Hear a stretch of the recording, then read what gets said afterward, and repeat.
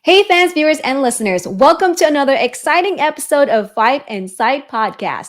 I'm your host for today, Raine Cruz, also known as Ringside Raine, ring announcer for Up Next Fighting. And with me as always is Timmy B. Before we get things started, please follow and subscribe to Fight and Sight Podcast so you can get the latest news and episodes from our show. Our guest today is smiling Sam Alvey, who will talk about the rules of karate combat and his upcoming fight at Karate Combat 43. Plus, we will look at some real numbers on how PFL is doing and whether Dana White was right in laughing off comments that PFL is a co-leader in MMA. All that and much more. So, Tim, what are we waiting for? Hit it! Ladies and gentlemen, welcome to the Fight in Sight Podcast. This man is set to compete, as Raine just said, at Karate Combat 43 in Las Vegas on December 15th. He competes for the Karate Combat heavyweight title. He is a three-time guest now of the podcast, even though he is one of the most miserable people ever. He's always grumpy, always looks mad. He always sees the glass half empty. I hope he's in a better mood today, Raine. But let's just do our best to get through this. Raine, please bring him in. Please welcome Smiling Sam Alvey! Hey, how's it going, guys? Thanks for having me on. Hey, Sam, how are you, my friend? Grumpy right now. You should see me when I'm happy. It's ridiculous.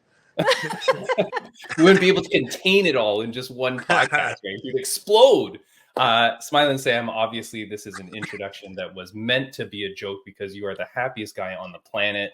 And how happy are you now competing for heavyweight gold in karate combat? Oh, it's crazy. I mean, my career started in a karate dojo. I mean, that's where I started. Now to be fighting for, I mean, honestly, the most prestigious belt in all of karate.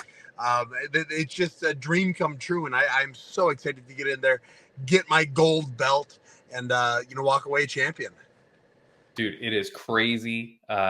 Seeing you in there, seeing you compete. What was it? A couple months ago? No, how long ago was it? 2 or 3 months ago now. It wasn't that long ago. I got my big knockout. It took me about 1 minute and 8 seconds. And it was enough to show the karate combat people in charge that, all right, we want him as champion. So they threw me the middleweight champion is coming up to fight me at 205, and that's where we're gonna go. We're gonna throw down, and I'm gonna get that gold belt. Dude, you're gonna look so good. What goes really good with a gold belt is a nice big smile. Yeah, I need a grill. If we get a gold grill. Yeah, that would go good. Smiling Sam, first off, I want to say thank you for coming on, and of course, hello to your wife and all your children. Everybody's doing good at home? Oh, they're doing wonderful. I got so many kids. So I'm out in California right now. And so I left my wife home alone. My parents came out to help.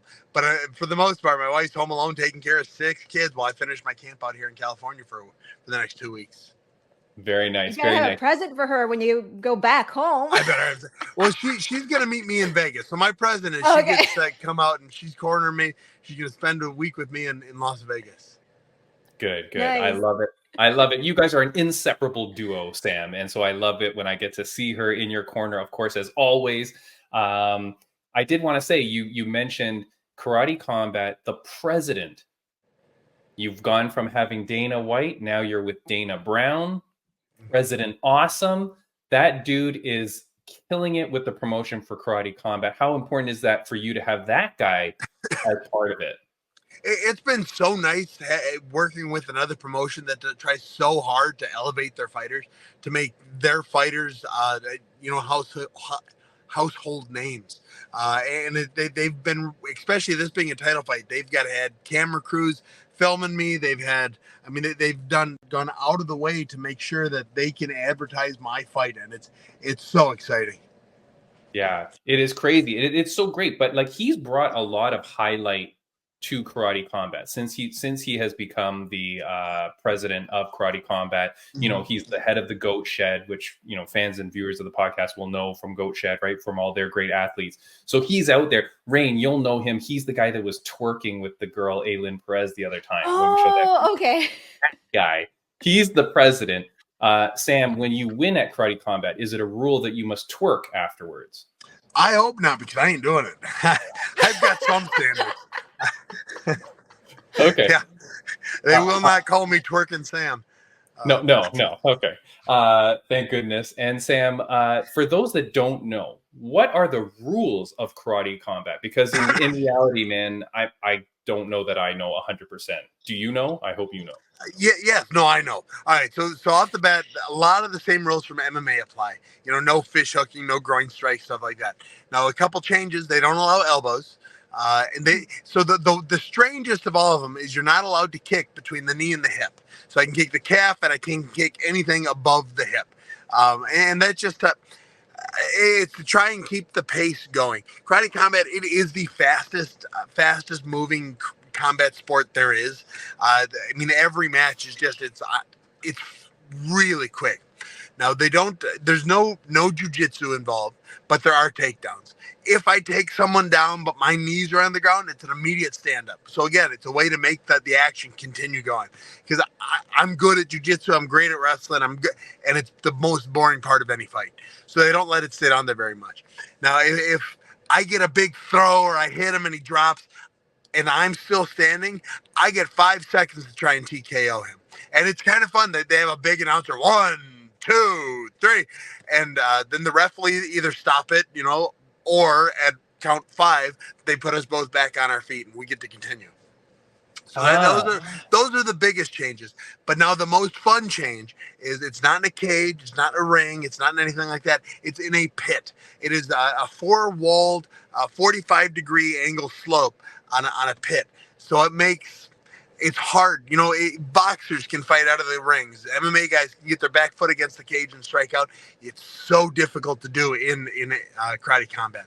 Yeah. If I knock someone onto the pit wall, it's hard to get back up, but it's almost impossible to strike off it. But I can do whatever I want to them. I can kick them in the head. I can elbow drop them from the top rope kind of thing. I can do whatever I want to them if they're on that pit wall. It's the same as standing. And the only way they can do it is find a way to fight off or get themselves to the ground. So I can stop them from getting to the ground. I get to ground and pound for as long as I want. So hold on. So you can head kick them if they're lying on the 45-degree angle, but not if they're on the ground. Correct. If I'm on the ground, it's like MMA, no. Yeah, okay. But if they're on the slanted, pit wall, I can do whatever I want to them. Oh, that's crazy, Sam. I did not know that rule. And I will say the look of the Karate Combat pit is perfection. That thing is so cool. It's it's what attracted me to the sport first. It's like that's cool to fight in. And it's now I've gotten to fight in it, but I finished my first fight in like a minute, so I didn't get to play on the pit at all. So that was a little disappointing. But I'm looking forward to having a little more time. Hopefully not. Hopefully I get out there and knock him out real quick again. But he's pretty good, so I'm anticipating I'm going to get to play in that pit a little bit. Yeah. Now, Sam, I would be more than happy if you come away from this fight a little bit disappointed because you finished this one too fast as well. It's like the first one. I swore, I told everyone, listen, I'm going to play, I'm going to jump, I'm going to do everything on that pit wall. And I just went out and knocked them out real quick. How boring. I hope to do the same thing this time, but we'll see. Maybe he'll give me a little more time I can play on that pit wall. Yeah. No, it's beautiful. I love it. I love the whole thing. I'm glad that you explained the rules. Clinching? What's the rule on clinching? All right, so I can clinch all I want. I can strike out of the clinch, but I'm not allowed to knee him in the head if I'm holding the clinch. So I can pull him down, and before my knee strikes, I can let go. I can trip him out of the clinch. I can do any of that. I just can't hold the clinch and do like a Muay Thai kind of knee. And then, of course, again, still no elbows. Okay. Right. And is there any special training that you've done to change up who you are or how you fight? I mean, obviously you're not practicing elbows, you're not practicing as much jujitsu and whatnot, but anything specific you're doing? I working that ground and pound because you get From those takedowns. Yeah, being able to jump from striking on the feet to striking on the ground can be difficult. So I've been doing a ton of ground and pound exercises, just getting ready to be able to explode downwards if I need to. Very nice. Sam, I'm so happy, man, that you're there. Like, I was so happy when I saw you there, when you got your win. I mean, you got your other MMA win as well at the smaller organization. Then you go to Karate Combat. Sam, I'm not going to say anything. You look pretty damn good with those karate pants, too. I like the look. You know what I mean? Didn't think I would. I thought they'd be uncomfortable. I felt so cool with that on. I did. And then they gave me the black belt to tie it all together, and I felt cool walking into that pit. Yeah, it really looked good. It reminds me of like the old Van Damme movies. Yeah. You know, all they have to do, please tell the president, they've just got to light a fire around the ring. I need to see flames at the edges of the pit. He might do it. He might do it. That dude is crazy. Yeah. But I want to see flames. I want to see flames so that if you get too close, you get a little singe. Not a lot. A little smell. A little off the top, yeah. Yeah, a little haircut. That's all we need. Raine, is there anything that you wanted to ask Mr. Smilin' Sam Alvey? Is there anything that you wanted to know? You know, he's always smiling. He always has his positive energy. I'm just curious. I know some fighters, they get all like, they give you that attitude where, and I don't care if you're nice to me, you're smiling at me, I'm gonna be tough and all that. Have you ever encountered that? And then if so, how did you handle it? Oh, they all say that. They all know it doesn't bother. It really does. I mean, it does. I love it when the people are friendly with me. But fighters, man, they're all just a bunch of jocks. And there's like, I'm fighting. I'm gonna fight. This is fighting, and it's have some fun with it. We get to travel the world. We get to do something that I mean, honestly, all of us would do it for free. All of us do it for free, and we're finding somebody to pay us to do it. There are so many reasons to be happy with what we've been able to accomplish in this sport. Be happy with it. Enjoy the moment. Love that answer. Yeah. Even with a smile, too. He ended with a smile. Of course. He's always smiling. He's the greatest. Sam, what does Karate Combat have to do? We're going to talk about PFL later, and I don't want to get you in trouble in case you know anybody. But PFL making the comments that they're the co-leader and blah, blah, blah. Like I've got lots of data to objectively show why this is really bad for them. But what does Karate Combat have to do to elevate up? Because I feel like Karate Combat's in a very unique position. They've got a unique product. They've got stars. They've got the look. They've got the president.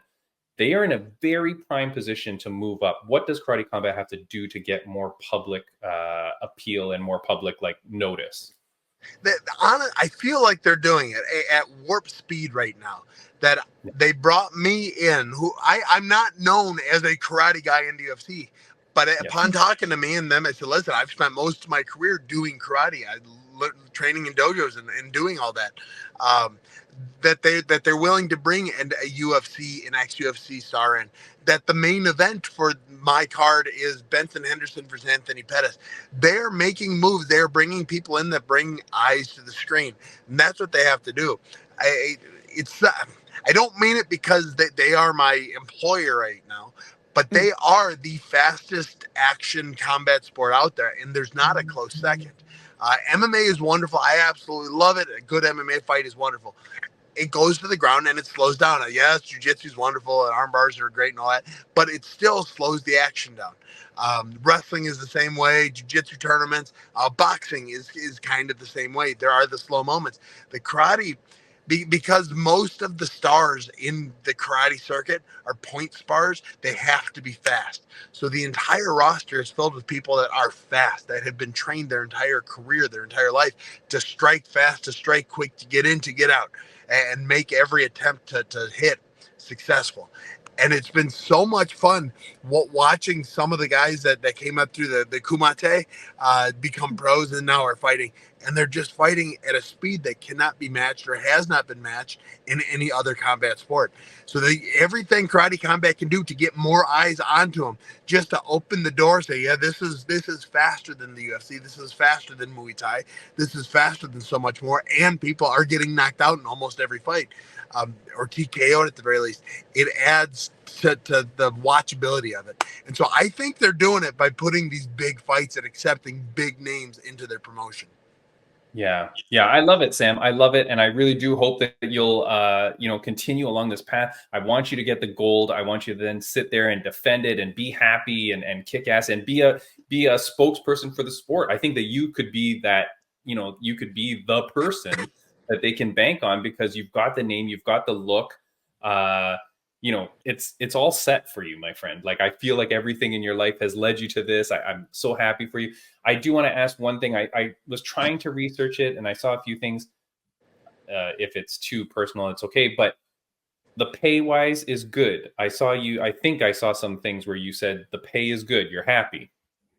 Yeah, no, nothing pays like the UFC. The UFC is the highest paying. I was making really good money with the UFC. For coming into an organization, my first fight with Karate Combat, I made more money than my first fight with the UFC. And so the pay was as good as I was able to find anywhere else. And the pay is going up like most organizations. You win and it goes up. And they're doing very well with working with me. They're giving me every opportunity to make a career, a livable wage, a profitable wage with their organization. And once I get that belt, it's only going to go up.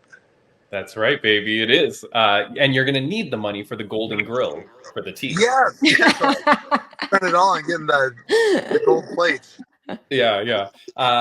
Sam, I want to ask you a final question, if you don't mind. It's something that I've been asking all the guests now for the past long little while. I've never asked you, though, because I haven't had you on in a while. It's a question that my mom used to ask me all the time growing up as a child. So I'm going to ask you, Smiling Sam Alvey, on a scale of 1 to 10, how happy are you? Oh, man, I'm a solid 10 almost always. Every now and then I'll be a little sore, a little something else, but I'm still happy. Because again, I get to travel. My last fight was in the Dominican Republic, where they flew me down there, paid for me to be there, paid for me to win, highlighted my fight, and now I get to do the same thing in Las Vegas. And I've been to 43 or 44 countries in the world doing what I love to do because of how much I get to enjoy this. And so my happiness is just, it would be unfair for me to be unhappy because I have been given so many blessings. I've got a beautiful wife. I have 6 kids. I have, 60 something farm animals. I've got dogs. My dogs are a reason to not be happy. My dogs are kind of pains in the butt, but I've still got them. I've got a pet pig that sleeps on my couch. Life is good, and as hard as some things can be, there's always a way to look at the plus side, the positive side of things. Yeah. Good for you, Sam. And I'm so happy for you, my friend. Thank you again so much for coming on the podcast. Is there anything that you want to say before we let you go to the fans, viewers, and listeners of Fight Insight Podcast? Yeah, so I'm growing my YouTube channel. Like I'm doing everything I can to grow it. I'm about 40 hours from being monetized on YouTube, which is like one video. I'm gonna post something later today. I was sparring today with he jokes, an elderly gentleman, but dude knocked the air out of me. I took it too light on him and he made me pay. So I'm growing my YouTube channel. It's Smiling Sam on YouTube. And I heard you mention, I don't have to get into it big time, but I heard you talking about the PFL and everything. Yeah. I love what PFL has done. I made a post the other day about if you compare the PFL Bellator champions to the UFC champions, I think PFL Bellator has more champions that'll win right now if they were to fight each other. I had it 5-4 in PFL Bellator's favor. I could be wrong. Any fight, something could happen, but they have, with this purchase, they may not have bought the eyes on the screen, but they have bought so much talent, so many weight classes, so many ways to advance their promotion. I do see them as they're the second biggest organization in the world, or the second most. I don't know if they're profitable yet, but they're doing enough to make. But they're doing enough that I could see them becoming profitable if they get those. Well, let me throw something at you though. Do you think they will be number 2 before ONE FC is number 2? I don't think ONE FC is an issue over here because they don't fight over here. They had the one fight in Colorado, and I still think it aired at like 1 a.m. or something. I mean, nobody over here can watch ONE. And I'm aware ONE has the potential to have more eyes on their screen than the UFC does, but they don't. And now that Demetrius Johnson is retired, I don't think they have any champions that could compete with the UFC. They have a good product. I love what they do. I think they've got some very talented fighters, but a lot of their talent lacks wrestling. and that's something you need wrestling to be considered one of the best in the world. So they're growing. I power to them. I hope they explode. The more competition there is in the world of MMA, the higher the pay will get for everyone. Yes. So I love one. I try and watch it. I try and support their YouTube and their TikTok and their Instagram and all that. Just the more eyes that are on any MMA production increases the pay for everyone. And without the eyes that have been on the UFC and the PFL and the Bellator, I wouldn't make as much as I do with Karate Combat. And Karate Combat is helping increase the pay for everyone else. Like Karate Combat has Benson Henderson and Anthony Pettis, two UFC ex-champions, fighting on their card. And it's all because competition increases the pay. And so I'm so tickled with, and I'm truly hoping PFL Bellator make a dent in the MMA world. I hope they put something together and come up with a product that really I can't say the word, really increases the marketability of their fighters and their promotion. Right. Well, that's the thing, Sam. That's why I love Karate Combat. That's why I like BKFC. That's why I like these other organizations that are bringing something new, because I do worry that people just don't have the time for another organization that is so similar. At least ONE FC has the Muay Thai, has the kickboxing, right? They have a little bit of a different slant on things. So that's interesting. I am saying right here, though, at Smile and Sam for Smile and Sam. That's what you are on YouTube. I've got your Instagram handle down on the bottom. Actually, it's the same, Smile and Sam, right there as well. Yeah. Sam, I apologize, my friend. I was not subscribed, but I am now. I've just pressed it. So there you go. I'm going to subscribe right now, too. I appreciate that. I do. Monetized. Yeah. We're going to get you monetized. Get monetized here in the next week or so, the next few days, I'm hoping. And then I will be making dozens of dollars on YouTube. And I'm looking forward to it. That's awesome. Yeah, I'm excited. Smile. I'm just going to keep going. And maybe I'll be the next Chael Sonnen. Hey, if only we could all be so lucky as to be like Uncle Chael. Sam, Raine, anything that you want to say to Mr. Sonnen before we go? I can tell how much you love your wife. You mentioned, you have this support of your beautiful wife. How do you spoil her? In times like this, you're focused on training, right? And she's being all supportive. But then after the fight, how do you spoil her? How do you give back to your beautiful wife? Oh, that's a good question. I should do something. You have any ideas? You have anything good I should do?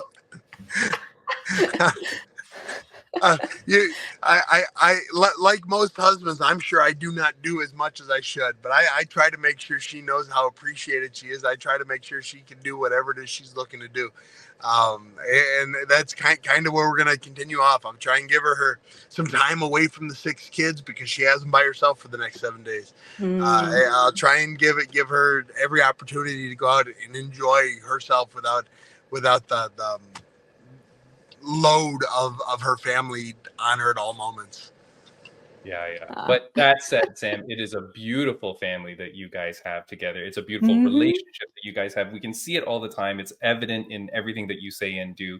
Say hello to her for me. I haven't spoken to her in a while too, but say hello. She's a great person. And Sam, all the best. I'm going to put the picture up here just before you go. There's the photo. Friday, December 15th, Karate Combat KC 43, Las Vegas. Levine versus Alvey, the heavyweight championship fight. Smile and Sam, all the best to you, my friend. I cannot wait to see you, and we will see you again on this podcast for sure. All the best to you, my friend. That sounds great. Thank you, guys, and it's so nice to meet you, Raine. Nice to meet you, too. Thank you. Good to see you guys. Take care. Bye. I wish he would smile more. You know what I mean? Like, why can't he? I mean, that poster that you showed us, it's like he's not even smiling. I know. That is funny, actually. If you are not watching the video on YouTube or Spotify, you can come over and check. But, I've never seen, his opponent is there, looks like in the middle of like a guttural roar. And there's Smiling Sam, just happy as can be.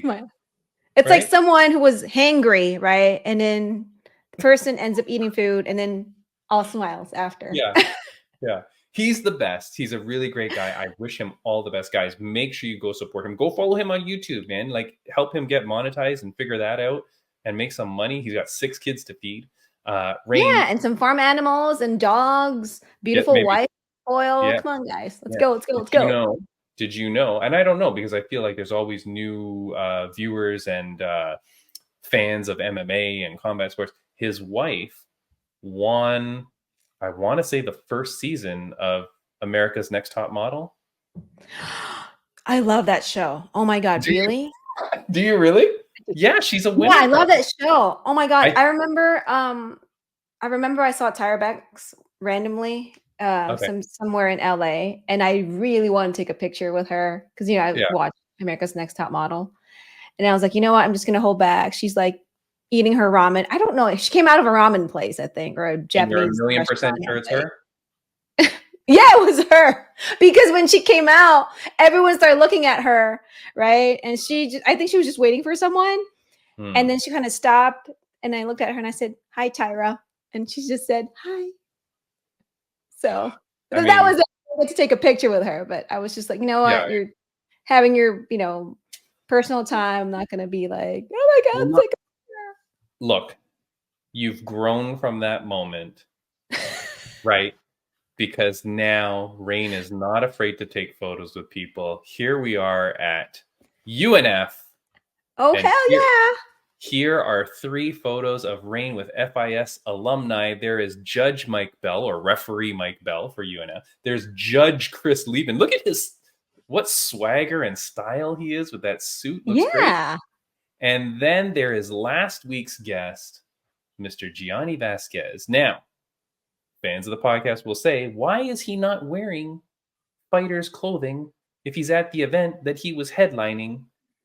And Raine, our dear friend Gianni Vasquez, is still the champion, but he did not fight. Do you want to explain what happened? I guess his opponent backed out. So his opponent backed out, and then I felt really bad for Gianni because I remember, we had him in a podcast last week, and he was very, very excited. Yeah. And just to see that his fight got canceled, I felt really bad for him. Yeah, he was looking forward, for that night, for that moment, to defend his title, and he didn't get that moment. He didn't get to show everyone what he's made of, and he is still the champion, but I think he would have loved to still be the champion, but also to show everyone that, hey, I fought to defend my title. Yeah, of course, because he was looking for this fight to be able to defend his title. You're now champion with a defense. Okay, UFC, where's my call? Right? This was a big thing for him. You got to think he's there in California. He's probably got friends and family there that have made the trip or purchased tickets or whatever. Mind you, his opponent backs out like hours before the fight. He weighed in. They both made weight. They both did their standoffs. They both did their interviews. Like, it was very last minute this guy bails out. And apparently he said he was just too big or something. He said Gianni was just... because Johnny posted something like that, right? On his Instagram, I believe. Yeah. So, Gianni's not happy about it, obviously.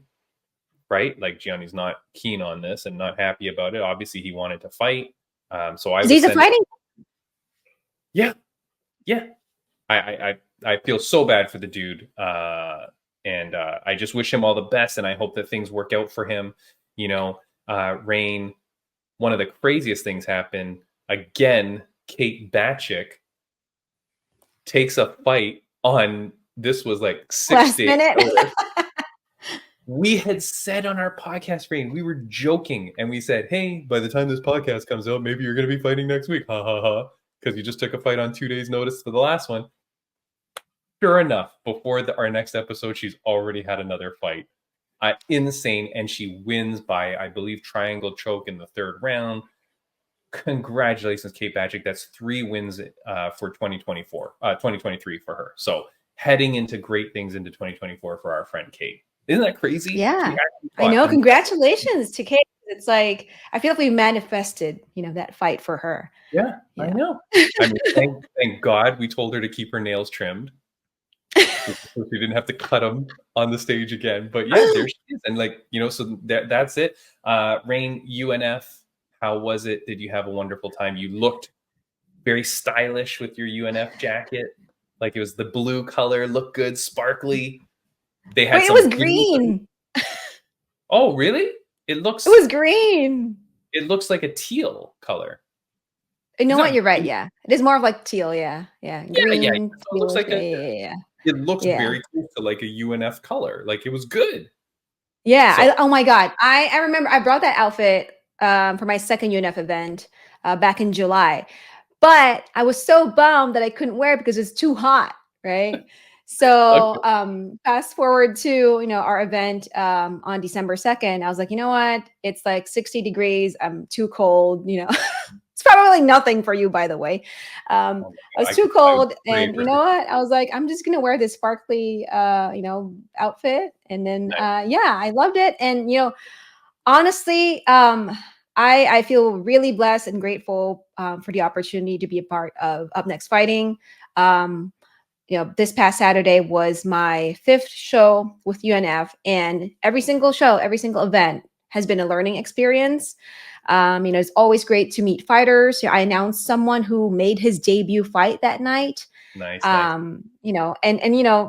We had a bunch of rising stars, amateur fighters at UNF 14, and it's always, always, always great to announce them because kind of like what we talk about when we had Rory Gillis, right? When he said, it's all, even though he's an amateur fighter, he said it's always nice to feel like you're being treated like a pro, like you're a superstar. And Yeah. and I know our amateur fighters and even the pro fighters, they always feel like, taken care of, that we respect them as fighters. And yeah, it was great. And it was a great experience just to be able to announce fighters again. And I got my fist bump from Johnny.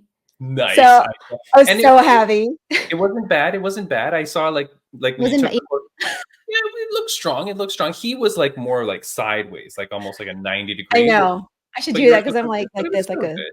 No, yours was okay. good. It was respectable. It was respectable. It was good. Now, did anyone fist bump you while you were saying their name in the cage? You know what? We had like a parade when we introduced the fighters, Yeah. right? Yeah. Like There were two guys. For those that don't know, when she says parade, Raine's talking like old school. Oh no, like ONE FC does it. ONE FC will bring up all the fighters of the night and have them kind of stand there on the stage for a second so that you kind of see them all, Yeah. and then send them off their way. So yeah, I like that. That's cool. Yeah. So I announced the guys from the blue corner, and the other ring announcer for that night, Chad Fishburne, he announced the fighters from the red corner. So the guys from the blue corner were leaving, and there's two of them that gave me a fist bump, and I was like, oh, that's really nice. They liked it. And then for the actual fights, there were some fighters who one of them, he's an amateur fighter. He gave me a salute after I announced him. And I think there was a part wherein I was announcing someone, and while I was belting out their name, he screamed. And I think he just felt like, oh my God, this is my moment. Nice. No, that's And awesome. it's always nice, Yeah. when you get that reaction from the fighters, because I respect them a lot. And when they give me that kind of reaction, I feel the respect back, what I do. Yeah. So No, I know that you're doing a killer job. I did speak briefly with Judge Mike Bell, and I was like, "Oh, you're there with Raine again." He goes, "Yep, she was kicking ass again." Like he's very complimentary of you as well, so I know he really like enjoys what you do. But no, the videos that I saw of you, it's getting better and better. I would say, like really, I thank think you. you're getting better and better. So I I'm feel at very, home. yeah, I that's feel at nice. home. And I remember telling my husband before our event on Saturday, I told my husband, I'm really, really excited for you in F14. And I remember stepping into the cage that day, and it just felt home. Like, I felt really comfortable. And yeah. And seeing Judge Mike Bell, or he ref that night, but it's always good when he walks into the cage because he's smiling at me. No, he's such a And good Chris guy. Leben too. Chris And Leben Chris had that big smile on his face. Yeah, when my wife saw the photo with you and Chris Leben, she's like, "Whoa, look at how handsome this guy!" Like she was like she couldn't believe like how he looked, like and so jovial and with his cool looking suit. Like, yeah, very cool. Very, very nice. I do want to give shout out friends of the podcast update as well. Of course, to RageWorks Podcast Network. We're on that network. So if you're listening to us on audio and you like audio podcasts, go to rageworksnetwork.com. You can find us there as well as other great podcasts. Of course, my dear friend Bobby Green and Julia Avila, they both fought at UFC last weekend. Unfortunately, they did not get the wins, both of them. So unfortunate to them, but they will be back. Both of them have had setbacks before, and they always bounce back. So I'm not worried about them at all. I send them both all my love, of course. What else is going on next week on the podcast? I don't know. I don't know who's coming on. I have a couple of leads on some people, so I'm not 1,000,000% sure. Raine and I woke up very early. Well, I woke up very early. You stayed up very late to try and interview someone. I stayed up late. It didn't work out today, but we're apparently doing it tomorrow. So we'll see what happens with that. But that podcast won't come out till later. I'm not going to spoil that. And we'll see. We were supposed to have on another gentleman that just won at UFC last weekend as well, but he came up, something happened like very, very last minute. So he did not make it right now, but hopefully maybe next week we'll see what happens. And a rain check. It was a rain check. A rain check? Yeah. All right. So I think what we'll do is we'll talk about something. And this is okay because now this gives me more time to kind of fully go through this. I've got lots of slides to show. So again, if you're not on the audio, the video version of the podcast, come on over, check it out, or I'll try to explain as best as possible. But this all starts with this here, Raine. And I don't know how much you know about all this, Raine, but this is Dana White. He was asked about PFL and some of the comments that PFL has made and about being like a co-leader. So Dana White just says, it's effing hilarious. Good for them. I wish them all the luck in the world. I've covered this before. One shitty organization that sells no tickets and nobody watches buys another shitty organization that sells no tickets and nobody watches. Sounds like an effing winner to me. Woohoo. So Dana White is not impressed and is not very concerned with the product or the, I guess, competition of PFL, right? Smiling Sam made a very interesting comment. He goes, well, if you looked at their champions versus UFC's champions, maybe they could win. I don't know that matters to me, quite frankly. Mm-hmm. You know what I mean? Like, even if they had like a bunch of champions who could beat the UFC one, it's not about the champion. It's about the whole organization. It's about the whole product. So I don't know. What do you think about that? You think you'll never know if they could beat them anyways, because anyone can beat anyone on any given night at that level. But do you think that matters? Do you think that makes PFL co-leader? Like what? If their fighters beat like the UFC fighters? Is that what we're... Well, like if like Sam thinks they could. Like if you thought, oh, well, they've got like 3 or 4 champions that could beat the UFC guys. Does that really make the organizations equal? I don't know. I'm not sure, but it will definitely bring the spotlight towards that organization. For example, if that were to happen, right? If there's like a PFL versus UFC like fighters, right? Which will never happen.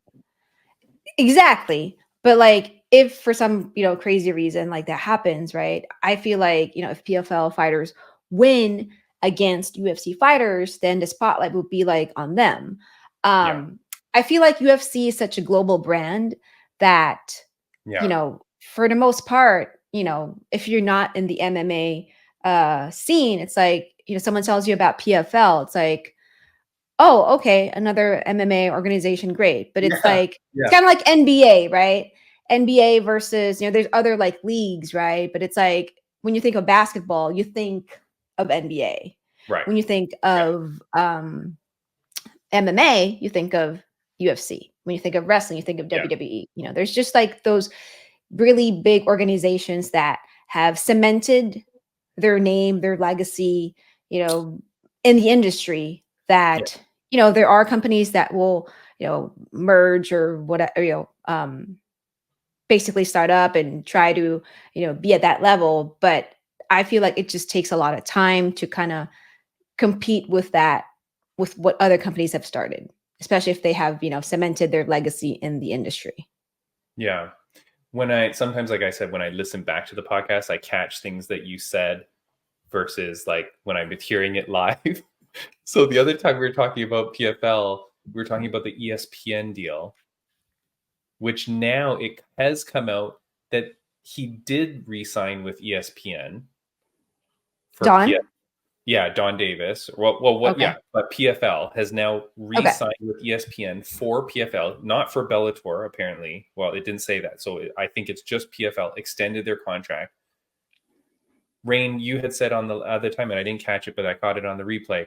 You were saying like, well, if PFL is signed to ESPN where UFC is, and UFC has a fight on Saturday, that means PFL can never go head to head with them. They've got to go to a Friday. Like, you're now relegated to like the non-sports day. Like, do you think it's a good idea that they sign to the same network as UFC? You know, right now for me, it is a good thing for them. Why? Because a lot of people watch ESPN. Shannon Knapp brought this good point. We're in, you know, everyone tunes in. Everyone would tune into ESPN for sports. It doesn't matter if you're watching college football, college basketball, NBA, or whatever. You're going to tune into ESPN for sports. And you might leave the TV on, you know, and then anything else that's kind of scheduled to play that day, it's just on, right? And so I think that's like a good exposure for PFL. And if they end up showing Bellator fights too on ESPN, I think it will be a good exposure for them right now that they're trying to build something out of this relationship that they have now. You know, I don't think it might just be kind of like a deal that they have to work with. If, you know, PFL wants to do a show on a Saturday and UFC wants to do a show on a Saturday, how will they do that? Because that might be really a conflicting thing, right? To do both on the same Saturday, you know? Don't you go on ESPN the Ocho? The ESPN Ocho, I think that's like a summer thing when there's no sports. Yeah, like no, but I mean, I guess you just want one of their like other like lesser channels. Yeah, they have because they have ESPN and then ESPN2. Right. But I don't think it's gonna make sense to have UFC and ESPN and then PFL and ESPN2 at the same time. It might be weird that way. I know, but then Raine, but that's what I'm saying though. But then if you sign with the same organization, same network, sorry, and UFC has freaking 40 events a year, like there's very few I guess maybe you're gonna look for those weekends where UFC doesn't have something. Maybe that's the play. And then you catch it on there. I don't know. It seems weird to me. And I also think, Raine, do you not think it's funny that if they were going to re-sign with ESPN, that you wouldn't have re-signed before you let it know that your contract was over? Like, I feel like if ESPN really wanted you, and if ESPN really wanted you, they would have offered to re-sign you before the contract was up to prevent you going into the market and potentially getting competing offers. If you wanted to stay with ESPN because the deal was good, you wouldn't have let the offer expire and say out loud publicly, hey, our ESPN deal is up. So I feel they lost money on this re-sign. That's the only way business-wise it makes sense to me, because I feel like if ESPN wanted you, they would have made a strong offer and you would have re-signed. And if the offer was good, you would have re-signed. You wouldn't have started saying, I'm gone, and look at the market. And then you go out into the market, realize there's nothing, then you come back to the ESPN. So I feel like, to me, it's a sign that it's not going well. Or maybe the network that they were in talks with backed out or didn't kind of work out. Sure, but then that speaks volumes, though, because then that means that you didn't have it and you couldn't use that offer as leverage against ESPN. I don't know. I just like when companies come to buy this podcast from me, Raine, I will be very careful to not like say wrong things to decrease my own value. You can only say those things if you think for sure you're going to be able to play those two people off one another. But the fact you went back to ESPN, it's like, that offer probably was not that good. And I bet you if you went off and then you're like, oh, well, Fox is going to pay me more money to go, I think ESPN would be like, yo, we got UFC. We're good, dude. Goodbye. Like, I don't think ESPN's hurting for MMA content. I don't think so either. Right? Yeah, I don't know. Okay, next point I do want to say is that, and I don't have a slide for this, but there's an article that came out that says that ONE FC's money is going to run out at the end of 2024. Are they going to take that bonus back from Frank? I'm just kidding. No, Frank's already spent it. I hope he has. I hope he bought a beautiful camera, Frank, and bought that dude those drinks. Go back and check out last week's podcast. Raine, I've said this before on the podcast. Both PFL and 1FC are burning money. They're both going to go bankrupt. I said it before on this podcast a million times, but there's articles now coming out saying that 1FC's backing is going to run out by the end of 2024. That is not good at all. And Smiling Sam, I feel like Smiling Sam maybe doesn't know 1FC that much, because there are quite a few champions there that I feel would definitely put up a good fight against UFC fighters and or PFL. Like, they have some damn good fighters there. But that it's not going to save you. Like, you got to be smart with your money. You got to figure things out. Anyways, so 1FC might be dead by the end of next year, in which case I really hope not, because those fighters, especially in that part of the world, they need an organization that's going to pay them money. They need to succeed. So 1FC needs to figure out their stuff real quick and figure out how to make this thing financially viable. Like, that's for sure. Yeah. I feel like if they have like, a better way to distribute their show, because like right now they're on Amazon Prime, I believe, right? Yeah. Terrible. Yeah, and I feel like there's not really a lot of people that watch sports on Amazon Prime. I think they do football like every Thursday here. Are you serious? Yeah, really? they show NFL on Thursday nights, I believe, here in the States on Amazon Prime. And I think they're trying, to get you to tap into that, television, broadcast, whatever thing. But I feel like for 1FC, what would help them would be to get more eyeballs in their product.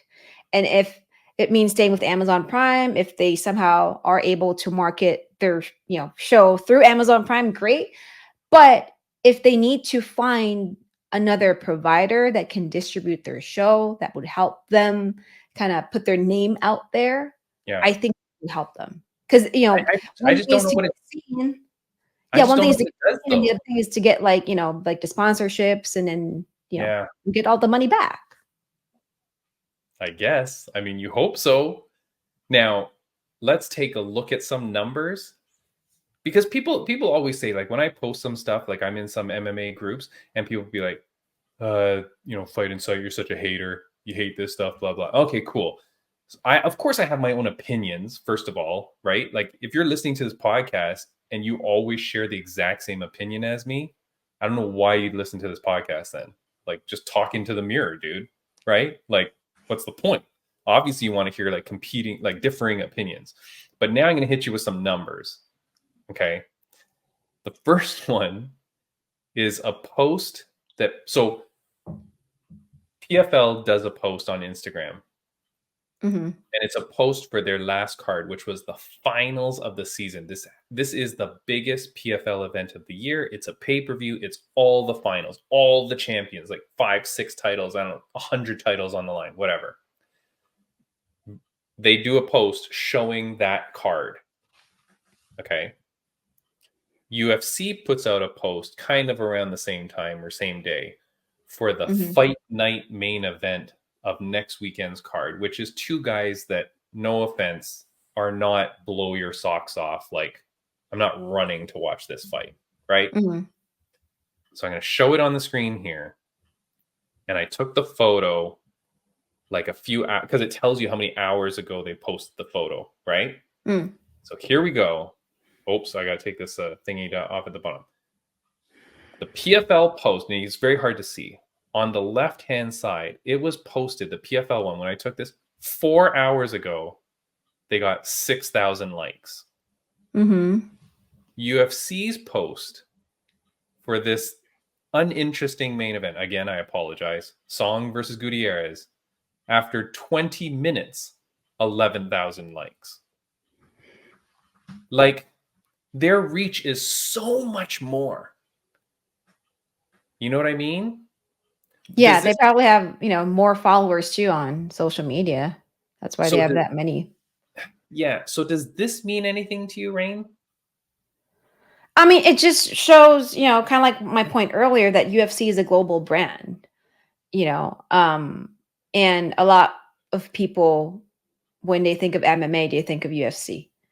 I mean, there could be like other leagues out there, but the first thing that you will think about is UFC.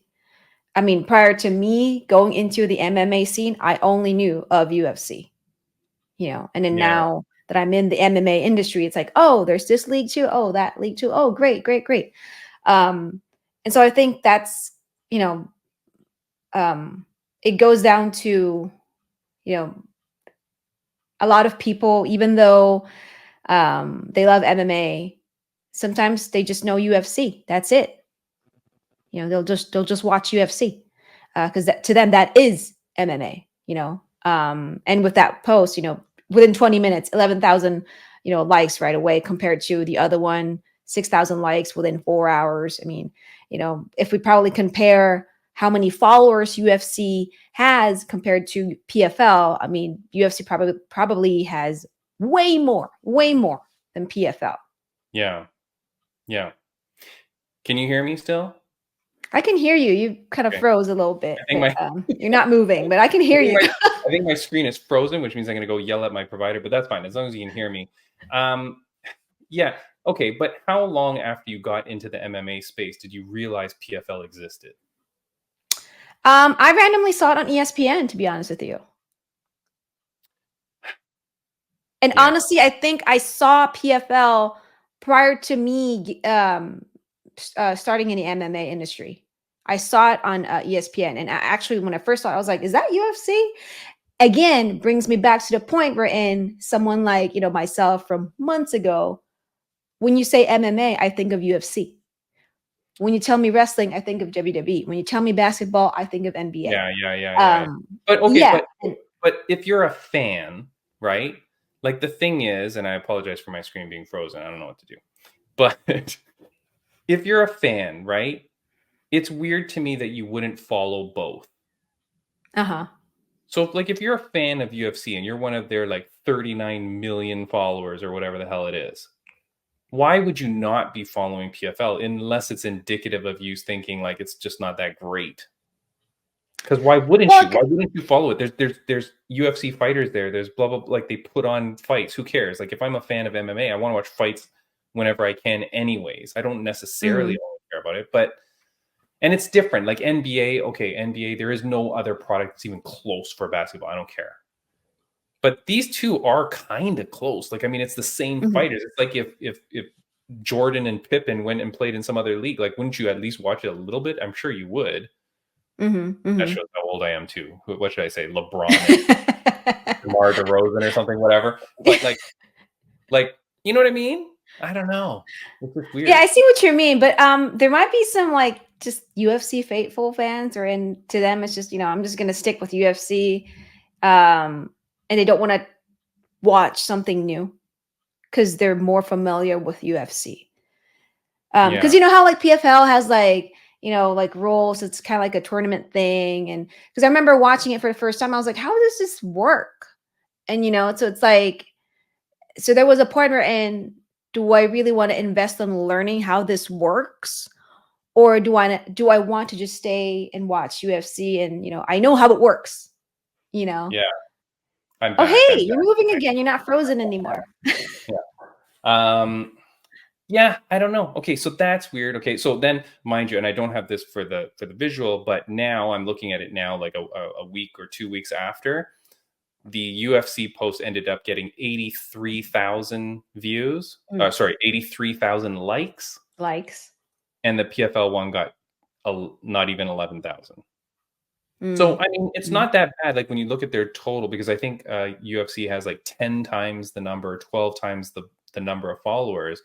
But still, the likes are, and you got to think like those are the hardcore fans maybe that would be liking.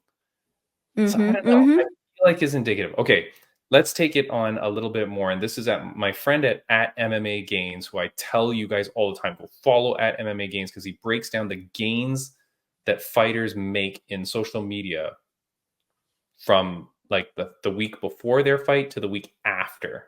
Okay. Very interesting data if you're a nerd. Okay. So I'm going to show you what the winners of the PFL championships gained in number of followers the winners. These are the $1 million winners. What they got in social media gains after their pay-per-view where they won the championship, $1 million, versus the losers of a UFC fight night. Okay? The winners of $1 million PFL championship season versus the losers of a UFC fight night. This is thank you to @MMA Gains. Here it is on screen, Raine. It's freaking so close. For those not on the video, the PFL guys got 1.4 thousand, 3.6, 1.9, 1,000, 3.4 thousand, 3,000 new social media followers. The losers of UFC Fight Night, 1.5 thousand, 400, 1.2 thousand, 3,000. The losers. Like, that is crazy to me too. Crazy, because it shows like the fans just aren't there. They're just not, like, it's crazy that you're going to follow the loser of a fight night. That's like on the prelims versus, and I'm not calling these people losers, by the way, but you know what I mean? Like, they obviously, right? Versus the winners of the $1 million. Well, the thing is, were they aware that, one, there was a PFL tournament with those fighters in it? But how long? Because there might be more people watching the UFC fight with the guys and the fighters that didn't win the fight. How long can your champions be gaining 3,000 followers? Because remember, fighting is an opportunity. It's not a career. Like, these guys need to do this, gain their social media following, become Sam Alvey, and be able to have a monetized YouTube channel and have people watching that are going to pay you and get you money, get endorsements, get whatever. Yeah. If you're the winners in this league and you're not getting that person, well, hey, look, my fighting career is only going to last so long. I need to leverage this later. Maybe I go to UFC instead, grow my social media following through some wins and successes. That might pay out longer in the long run. And that's why when they say like, well, PFL pays more, blah, blah. Yeah, but over time, like that's what you got to think about. So that to me is very concerning. Again, I love that kind of data because I'm like, it's something showing there, What any comment on that elsewise, or just? I just want to give a shout out to MMA Gains. Like, that's really great analysis right there. I love it.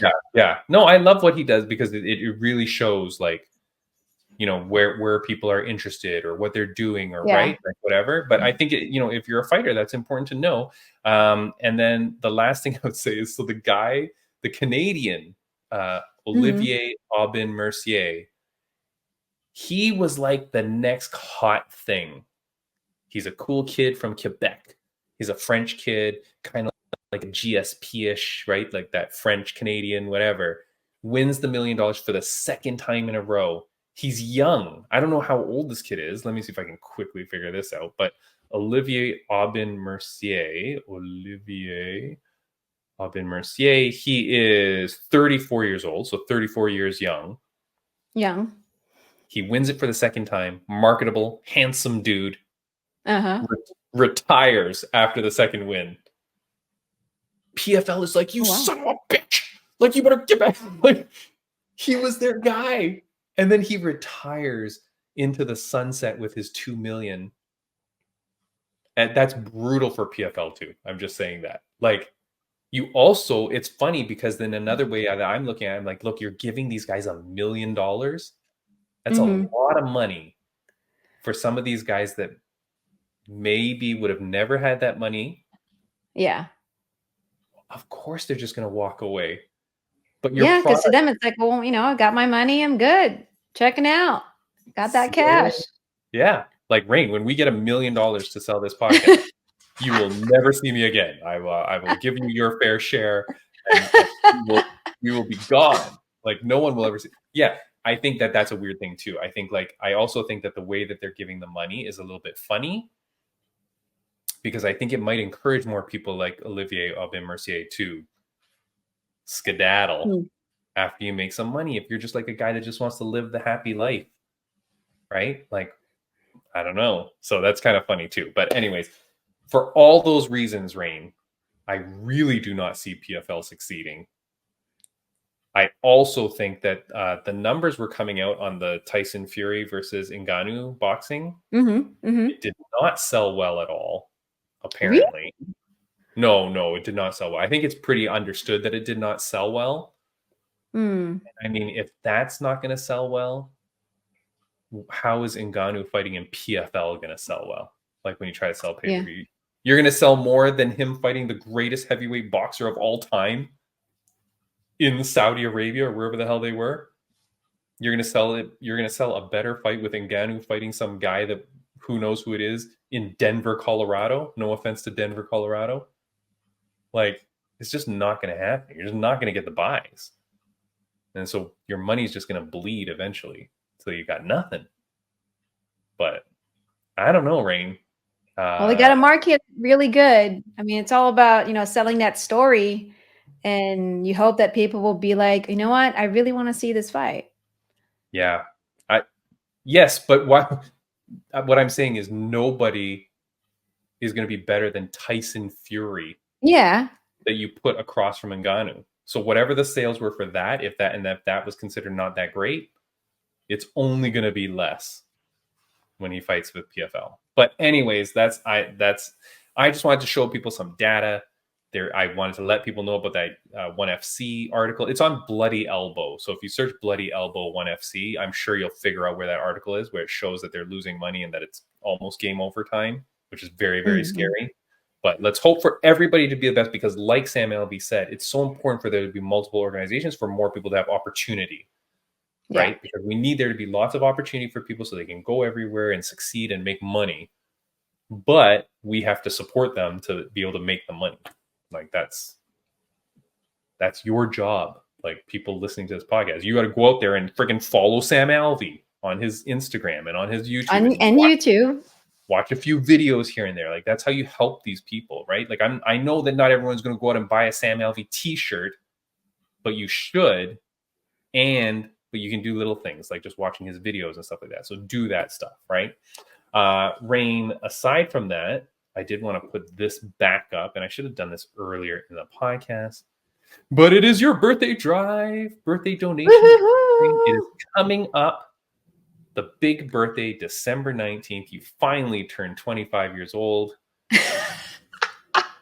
Go support Raine for her birthday. She's doing all those wonderful things. Raine, where can they find this post? This is on your Instagram, obviously. Yeah. So the poster for my birthday donation drive is on my Instagram at Ringside Raine.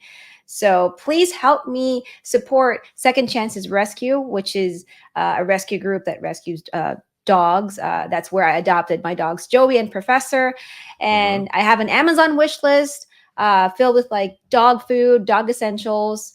If you want a cameo from me, all of cameos requested from me between November 19th till December 19th. All of the proceeds will go towards this birthday donation drive, or you can also donate via Venmo or PayPal so I can purchase some dog food and essentials at Costco. Yes. So go do that, people. Go do that. I'm not even selling t-shirts or anything right now. I've got nothing. That said, if you want to message me and you want some free swag, I do have like phone holders, stickers, whatever. I'll mail you stuff for free. I don't care. Just let me know if you want some stuff. But if you've got money to spare, go help out Raine for a very good cause. Of course, we both love animals, Raine. And I think that's it. Next week. Again, shout out to those who donated already, by the way. I've been like receiving Amazon packages lately. And the first time I received this random Amazon package, I was like, what the hell did I order? And then I opened it and I realized, oh my God, people are starting to like give me, stuff for my donation drive. So thank you. Very nice. Very nice. And I missed Black Friday and I missed Cyber Monday because I'm like, oh, I should get Raine stuff on like the deal day. And I totally forgot Raine. I'm still going to do it, mind you. I haven't forgotten. I'm going to do it, of course, but I totally missed the sale. So that sucks. Stupid. Aside from that, Raine, we're going to get out of here. We're good on time here. We had a wonderful guest with Sam Alvey. Next week will be great. The other guest that we might have tomorrow morning that we're going to save for later in the year. That's going to be fantastic. We've got that all lined up. Yeah. And then we're almost down to our end of year show. We're going to have to pick like the best fight of the year, the best fighter of the year, stuff like that. We'll do some categories, which I have to manage all that and figure that out. But aside from that, would you like to say, you've got your Spanish class coming up. Did you want to say goodbye to everyone in Spanish or say something in Spanish? Sure. I'll just say adios. Gracias for listening to the podcast. Oh my God. I'm still terrible in Spanish. So. Really? Okay. Yeah, I got to the level where I can like read it, but I'm not confident like speaking it. So all right. Because hey, we're getting there. Like our good friend Joe Martinez, I love when he's able to say the Spanishy names with a little bit of flair. You know, I like that. Oh, yeah. When your boy Timmy B did the weigh-in special or did the weigh-in show for Fight League Atlantic, I did say Mexico. Because there were there were three guys from Mexico, and when I said, how do I say your name and blah blah, they go Mexico, blah blah blah, and they said it. So I'm like, you know what, I'm going to respect it and I'm going to say it the way you say it. So but anyways, you were going to say? No, I remember meeting Johnny Vasquez for the first time, and I was like, oh, your nickname is Kryptonita? And he said, yeah. And then so when I announced it, it was like Kryptonita. Yeah. Vasquez. Yeah, I love it. He was like so happy because I said it like, without like, my Kryptonita Vasquez. It wasn't like that. So. Yeah. Don't do the Valley Girl Kryptonita. No. All right, guys. So we're out of here. Raine, thank you so much. It was lovely. We forgot to do our still photo of Sam before we started, so we messed that up again. The thing. Anyways, we'll figure out. He surprised me. So, guys, goodbye. Raine, thank you so much. We'll see you guys next week. Bye.